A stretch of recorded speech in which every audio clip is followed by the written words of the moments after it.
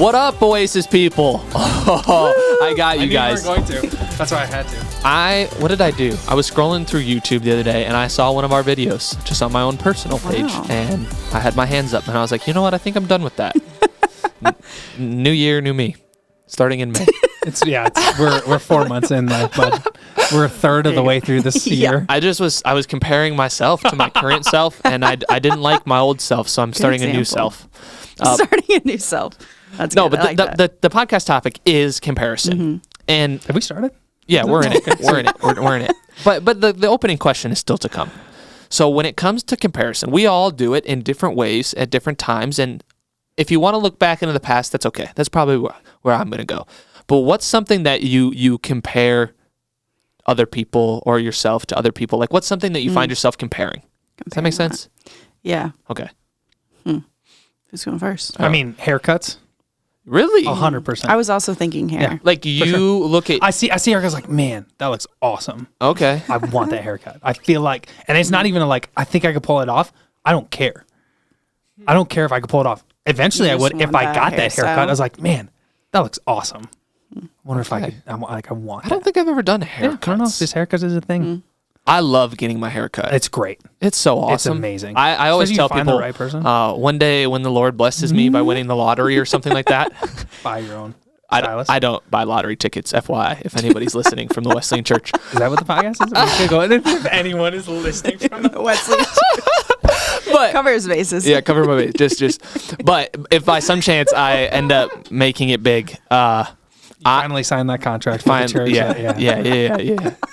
Speaking engagements or just whatever happens, book deals. I don't consider myself an author, but maybe one day.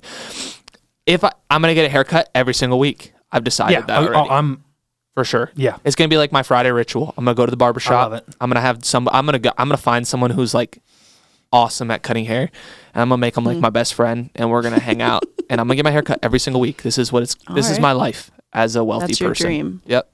Some people want pools and different things. I just want my hair cut every Friday. Wow. Going into the weekend with a fresh haircut is such a good feeling. I just like the way my head feels when they do the massage and they No, I'm saying after. Oh. No, that I could go without.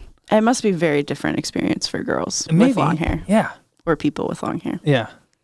I just like the way the side of my head feels. I'm thinking we gotta move on. Okay, Ben compares hair. Ben's going into a trance thinking about it. I got a haircut 3 weeks ago, and I already. I'm sorry. I got a haircut 3 weeks ago, and I already want another one. It's no, that's ridiculous. You don't need it. I don't need it. No, that's what I have to tell myself. Jaena, will you get us back on track? Well, I was also gonna say I compare hair. I compare curly girl hair. Yeah. Because I'm I like having curly hair. It's different. But sometimes I'm man, I wish my hair curled better like this person's. Yeah, I feel that. You guys know this if you've been a podcast listener for a couple of years, but I have had a temptation, struggle in the past, in the midst of healing and overcoming, that I compare shoes. And we've talked about this, but I'm not a shoe junkie. I have. It's not like you have a million pairs of shoes. I got a lot of shoes, but none of them are expensive. None of them are super fancy. I think I judge people based on their shoes. If you chose to wear that shoe, I feel that says something about your personality and who you are. And I'm learning to overcome, which is what this whole podcast is about, right? When it comes to comparison. We will overcome by the blood of the Lamb and the word of our testimony, Revelation. Be a really fun exercise for you to just go around and say okay, based on the shoes that you're wearing right now, I think this about you. Just to hear your thought process. You'd have to do it with some really secure people. Yeah, you would. But this is what your shoes tell me about you. Let's go, Brennen. No, we're moving on. Okay, next. And I know you, so that wouldn't even be fair. It's when I see someone for the first time, you don't have a lot to. You don't have a lot to work. I'm moving on. We're already too deep. My thigh is cramping. When you meet someone for the first time, you don't have much to work with. Yeah. And so you're okay. Most people judge off clothes the first time anyway, so it makes sense. And judge is a harsh word. And that's what it is, isn't it? I don't think it's necessarily always harsh. It's semantics. Okay. But I'm learning. I'm growing. And I promise, if you're a part of the ministry, I'm not judging you based off your shoes. And maybe if I like your shoes, I'll just say, hey, what up? I like your shoes. Here's a pro tip, though. I think people should clean their shoes. Yeah. Can we all just agree on that? No, I don't agree with that. Really? I think I don't think there's it's You like, wash all the other Yeah. clothes you I don't think wear. it's necessary that you know of. I think that there's like a certain a certain like level of like dirty shoes. It's like, okay, now that's trend. But my shoes but it's don't getting also. to it. You know what I mean? but Like dirty Converse. Sometimes you're like, oh yeah, that looks sick. But Like, my- those are supposed to be that way. Or like ripped up Vans. You're like, oh yeah, they skate. my shoes you also know? don't touch my feet. Yeah. Oh, I get socks. They, my skin. They Yeah. not touch your feet. Yeah. Like they don't touch it. my I skin. get it, but like it's so simple to just give them a wipe down every once in a Yeah. while. And it would save your shoe. It would Yeah. help with. It's a Yeah. good stewardship thing. My shoes last forever because I clean them. It helps you take better care of them because you don't want to have to clean them that often. So you don't Yeah. walk in a bunch of just clean your shoes. It's so simple. Anyways, Welcome to today's podcast about shoes. we are probably way deep in this thing. So we will get started. This is my favorite podcast so far that we've done. In 86 countdown, almost to 100. Let's go into some of the things that people struggle with comparing. I mean, it's everything, right? I mean, Yeah. just the reality is everything. This list is not exhaustive, but gifting or even just like talents in general, that's a classic one that we compare it to. Spiritual maturity in the church is really real. Looks, relationships, not even just like romantic, but families. Yeah. Like that happened a ton when I was in college. Friendships. Friendships. yeah. The stuff we have, status, success. The list goes on. What about like Those things. when we remove other people from the equation? I feel like that is an untalked about side of comparison. That's just self-comparison. Yeah, you can for sure. I mean, it's easy to look back, especially to look back in your life and be like, oh, back then I was this or I was that, or, like, oh, I had my glory days in my sport in high school, Yeah. or like to have that self comparison, or even to like look at where you're at now and see that you're in a better place, but not like look at that in a healthy way of like, oh yeah, I'm so much better, like go me, Yeah. in a Yeah. prideful, unhealthy way. And why this seems like, okay, we shouldn't have to do this, but I do. I want to kind of keep rolling with this idea of like, why shouldn't we do comparison? I mean, the reality is the classic phrase is comparison is the thief of joy. In reality, comparison kind of like leads to death in different aspects of our life. Yeah. Like holistically, it leads us to a space and a place where we're unhealthy because whether it's mindfully, we're dwelling on things that just aren't good for us. Spiritually, we don't want to actually move forward and grow in some things. There's so many ways that it has the potential to lead us toward death and lead us to things that God doesn't desire for us, so Jesus doesn't want for us. You look at Scripture, James 3:16, for where jealousy and selfish ambition exists, there will be disorder and every vile practice. Just reality of like, I compare because within me is something I want that I don't have. And in that, what I'm doing is I also am not celebrating what someone else does have. Yes. And so then it's just, then that turns into, I tear them down. It's like, I feel like there's an advantage someone else has that I don't, that's not fair. Yeah. And so it's just selfishness that kind of drives this whole thing. And you see it show up in more than just like James. Obviously, it's all over the scripture. Another one that we would point you to is like Proverbs 14:30. A tranquil heart, so a heart of peace, gives life to the flesh. But envy makes the bones rot. That envy, comparison, or the what we'll talk about in a second, the commandments talk about coveting. This desire to have what you do not have gets deep inside of us and truly just rots the core of who we are. That the 10 commandments, when you look at them, like this becomes a summation of the law. So the Jewish Torah law would have been 613 laws, but it was summed up in the 10. That these 10 commandments, you maybe have heard. 2 of those focus on coveting. What it looks like for us to have comparison and to have this envy where we have something, but it's not necessarily what we want, and we look at someone else. And out of the 10, like if 20% focus on something like comparison, that should tell us how real it is, how big of a struggle. And the it language it becomes. uses is coveting, like you said. Yeah, coveting. Yeah, that's... And what do you feel like? Let's just transition quick. Like, where do we find peace from this? Because as people listen, like they know it's a struggle. Unless they're just not self-aware enough to really recognize it. Like, I hope you recognize that comparison is just playing a part of your life, but we want you to find healing. So where would we encourage people to go in that? Well, the first encouragement I say, you're not alone. Like this, honestly, I think whether even I like it or not, I can't think of a season or time in my life where comparison hasn't tried to at least come into my soul. I feel like I've been tempted with comparison in some way, shape, or form in my walk with Jesus in a lot of different ways since I remember starting to walk with Jesus. Yeah.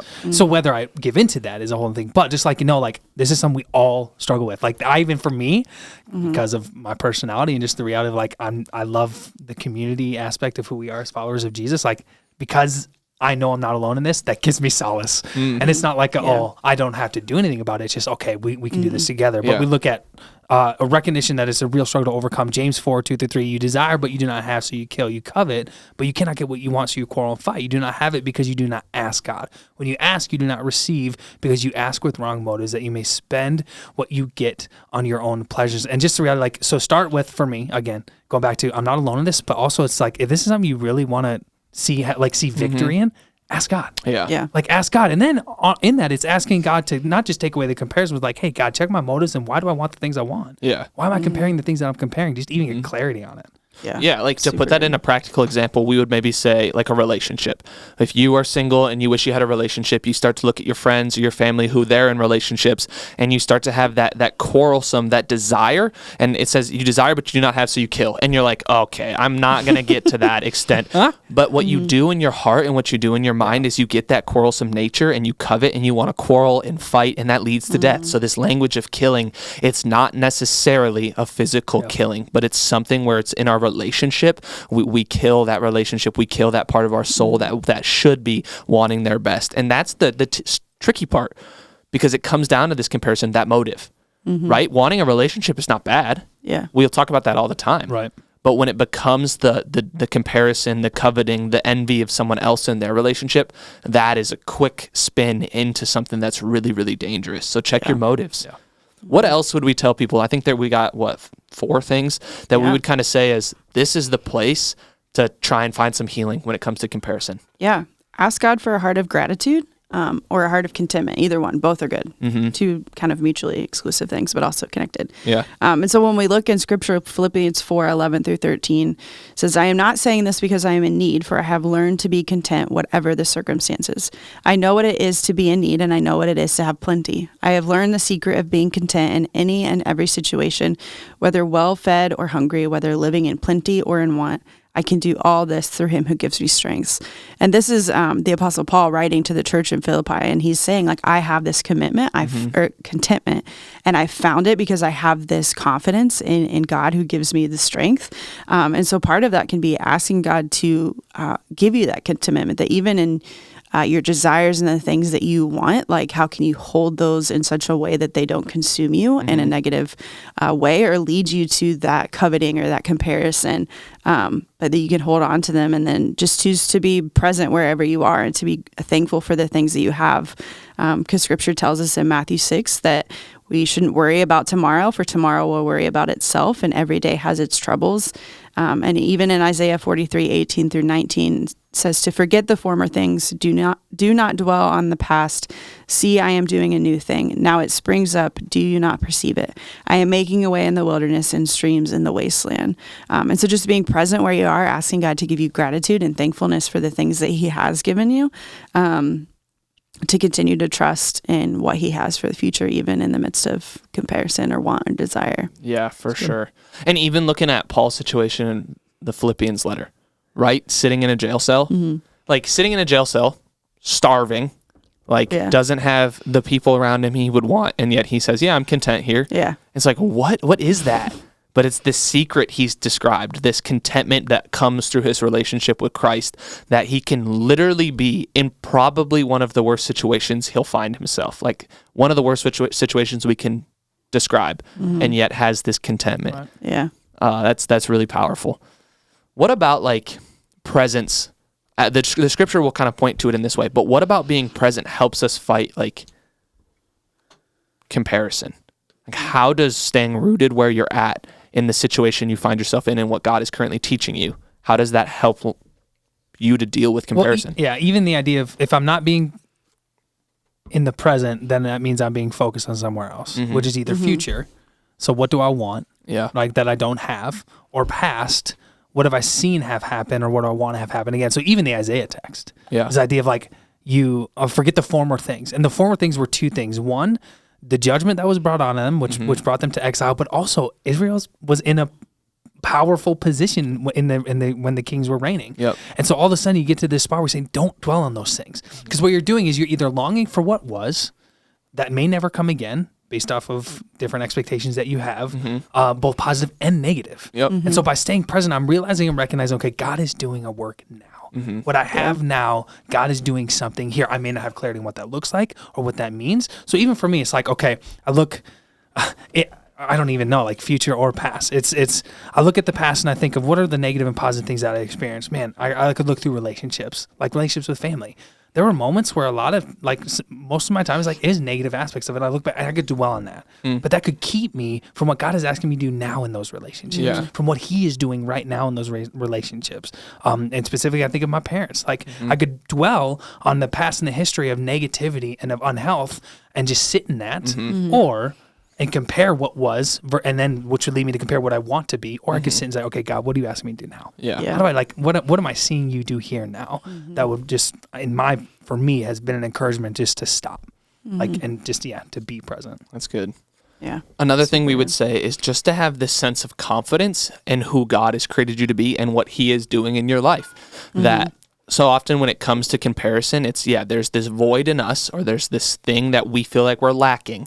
And because of that, we look to so many other places to try and fill it. We want to take from others. We want them to have less in order that we would feel more. But if we just have this deep-rooted confidence in who God has called us to be, that we are sufficient because of how he's already gifted us and provided for us, like in the Matthew text when it tells us that, like, food and bread, and that's really what it means to be provided for, and yet we want for so much more. Like, there's just this confidence that the Lord is good.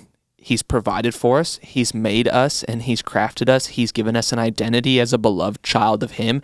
And because of that, we don't need to look for fulfillment and value and worth and status and success from all these other people because we already have that. Yeah. What about just like the uniqueness of people in relationship and that stuff? We're all unique. Classic Ben. Well, that's just it. I think that's what's beautiful is there's a reality where, like, you're a limited edition. Like that's good. You I'm gonna get that are. tattooed. My arm. But no one is one on each arm. No one in the complexity that is what it means to be human. Like, there's aspects that make it simple. Even if you look at being created in God's image, there's a relational component to that we know, like, we need each other. We're not supposed to be alone. There's a rational component to that, the mind that he's given us to work. There's a creative component to that. It's just, there's so many different things that's really beautiful. And so that's simple, but there's still a complexity of what it means to be human. Yeah. No one has every aspect of what it is to be Ben, like me. Like, no one has, no one is me. And that's awesome. And so, like, can you imagine if there were a bunch of Bens? We wouldn't make it. We do have an Alice, though. And that's pretty close. But even her, that's what's beautiful. She's different. She's a limited edition. There you go. And so, just for me, I go to Psalm 139. For you created my inmost being. You knit me together in my mother's womb. I praise you because I'm fearfully and wonderfully made. Your works are wonderful. I know that full well. And the classic phrase and line of that is just like, God's works are wonderful and we're one of his works. And in the wonderful, like, what makes us wonderful is, I think, just the uniqueness and beauty and complexity of what makes us us. And so it's then rooting that in Jesus and rooting this in that in who he says we are. But that also should encourage us, because there's a uniqueness that I don't have to compare. That, like, God didn't create me to be like someone else. He created me to bring forward what he has given me in personality, absolutely. gifting, like all of it. And For it's sure. awesome. Yeah. Paul will say something similar along those lines in Galatians 6 that becomes verse 4-5. Said each one of you should test your own actions. Then they can take pride. He would just say pride is in the good sense in themselves alone, without comparing themselves to someone else. For each one should carry their own load. That there is just, you've been gifted, you've been given responsibility, influence, and all of that becomes what you have to steward. It's the way you're meant to live life in the way that God has created you and gifted you. And don't get stuck in looking at everyone else's stuff, life, and then lose what God has given you to carry. I love it. Andy Mineo, baller musician. He's one of my favorite. He has a line that says, don't let your food get cold looking at someone else's plate. That truly, like, what you have in front of you, the blessing that you have, we spend so much time looking at everybody else's stuff and getting stuck in that comparison. We actually miss out on the very blessing and the gift that God has laid in front of us. Yeah, so good. Can I just say what Eugene Peterson, this is the message version of how he says this. Hit it up. Says, this is Galatians 6:4-5. He says, make a careful exploration of who you are and the work you've been given, and then sink yourself into that. He'll go and say, don't compare yourself with others. Each of you must take responsibility for doing the creative best you can with your own life. Wow. That's good. Okay, Eugene Peterson. Yeah, just give it to him all day. That's so good. Yeah. Where we want to finish a little bit of this is just tying back in the idea of the church, that the church is the people of God gathered together. And comparison shows up so prevalently in the church that it's because it's a group of people living life together. We have this misconception that the church is going to be perfect, but Jesus has told us that it's for sinners, and that's where people are supposed to gather, that they become saints. But the process of becoming saints and growing in sainthood, growing in the way that we love Jesus, is a messy process. So yes, the church has unbelievable flaws, including Grace Point and Oasis. Like we are struggling. What? Yeah, it's like, whoa. And so comparison shows up here all the time. One of the reasons I wanted to do this podcast was because I have conversations with people in the ministry all the time, but I sat down with our student leaders and some of our young adult leaders over the last couple of months, and I cannot tell you how many times the word comparison showed up in our conversations across 20-something different conversations. It was all kinds of different stuff, and almost never was one of them the same as another, but it was comparing all of what it meant to be human to other people's, and that just showed me just the prevalence of this struggle amongst humanity. I looked at my own life, and I was like, yeah, all of what they're talking about is showing up in me too, and we just needed to talk about it. But the church, coming back to where I was starting, the church should be a place where we actually find healing in this. It should be a place where differences and all of that is celebrated. How though? Let's talk about a couple of the points why the church should be honestly a solution for this. Yeah, it starts with how do we, Romans 12:15, rejoice with those who rejoice. And it finishes weep with those who weep. But the reality of rejoicing and celebrating in other people's celebrations and other people's victories, whether it's in the uniqueness of how they're gifted, they're using that gift and I'm coming alongside them. It's extending a kindness and a compassion that ultimately is the heart of Jesus, which is the opposite of comparison. Because I really do believe comparison, when we rest in it and we camp in it, pushes us towards being unkind to people, because it's judgment, it's yes, it's envy, it's coveting, but it's also then it's like we make up excuses for why do they have that when I don't, because blank, blank, blank, blank, blank. Yeah. And so what celebrating with them does is I think it reorients our heart to be kind towards all people. Yeah. And then honestly, what that does in reality, like as we celebrate each other, it's ultimately celebrating God, because God's the giver of those gifts. God's the giver of that person, the creator of that person. And God should also be the beneficiary of the success. Yes. I think really, look at the local church. If someone, say, has a business and their business takes off while your business is maybe just kind of plateauing or it's not going the way you would want it to, we should be able as the church to celebrate their success, because maybe their financial success, their business success, if they do it correctly, if they do it faithfully, will point glory back to God. It will maybe bring financial resources into God's local church to help continue and further the mission. That's we're all on this journey of trying to reach people with the gospel, to help them restored and redeemed back to relationship with God. And so any success, if someone finds platform that they succeed in school or in sports, and they find themselves with influence that you wish you had, how do we champion that and encourage them and challenge them to have that to steward that influence so well that their success would point back to God? Or even just, I love the church in the hands and feet of Jesus, the makeup of what God has called the church to be, that in our differences, when we looked at just gifting, I mean, we could do the manifestation, motivational, and ministry gifts. If you look at each and every one of those, we are uniquely created. And without that uniqueness, the church suffers. Just imagine if everybody had the same manifestation gift if only everybody in our church could speak in tongues, or if only everybody in our church was a pastor and we didn't have any shepherds or evangelists. How would we suffer as a church? But yet we get together and we have motivational giftings where it's you value this and I value this, and we fight over those things rather than celebrating the very fact that that is what we need to further the gospel mission. Yeah, that's good. Yeah, so good. You said it all. I actually do. I want one more thing in there. we can't forget even the church and the difference of spiritual maturities. Yeah, absolutely. I think this becomes a really hard part for people, because where we hear it most often, is where I hear it most often, I'll speak for myself, is we have people who are farther along in their faith journey who look at others in the ministry who maybe aren't as far along, and they can get really frustrated and they can start to compare and start to say, well, why are they struggling with that? Why don't they understand that? Why aren't they doing better? Why aren't they there's this language that we want all people to grow in the image of Jesus. The heart is probably well, but it becomes this comparison where I see where I'm at and I see where they're at and they're behind, or vice versa. Yeah. You know what I mean? Like they look towards the future and they're like, I'm at this place where I'm struggling with this, and those people obviously don't struggle with that. And what's wrong with me? Why am I? And the beauty of what the local church should be is it should have a diverse array of spiritual maturities, that we should have people who are, yes, becoming incredibly holy like Jesus is holy, that are walking out their Christ likeness and doing that like really, really well.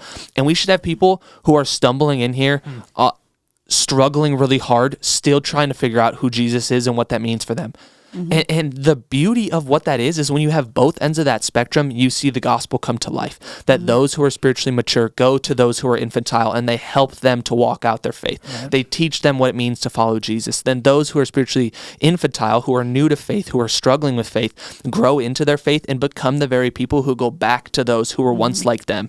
So it's just this like, we can't look at those who are struggling in the church or those who are ahead of us in the church and grow bitter, grow envious. We have to celebrate that and recognize, how do we encourage each other? Yeah. Anything else? No, that's good. All right.